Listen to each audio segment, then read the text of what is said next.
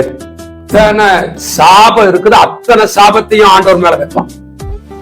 இந்த ஆண்டவர் என்னை தூக்குற மாதிரி தூக்கி குழியில போட்டாரு, என்னை நடத்துற மாதிரி நடத்தி என்னன்னு விட்டாரு, அழிச்சிட்டாரு. இதுக்காகவா நான் இவ்வளவு பிரயாசப்பட்டு வாழ்ந்தேன்? இதுக்காகவா நான் அதிகாலையில திருச்சி ஜெபம் பண்ணனேன்? இதுக்காகவா நான் ஆலயத்துக்கு போனேன்? இதுக்காகவா நான் ஆண்டவரை ஆராதித்தேன்?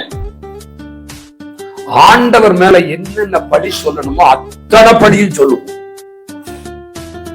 இந்த வறட்சியான சூழ்நிலையில நாம செய்ய வேண்டிய ஒரே ஒரு காரியம் இல்லை, என்னை ஆராதிக்கிற தேவன் ஜீவன் உள்ளவர். அல்லேலூயா.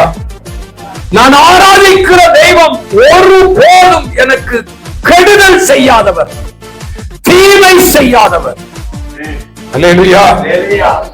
இத முதல்ல நாம நம்முடைய இருதயத்துல நம்முடைய ஆத்துமாவுல சரியா வச்சுட்டோம் அப்படின்னா வறட்சி வந்தாலும் அதை பற்றி கவலைப்பட மாட்டோம். அல்லேலூயா.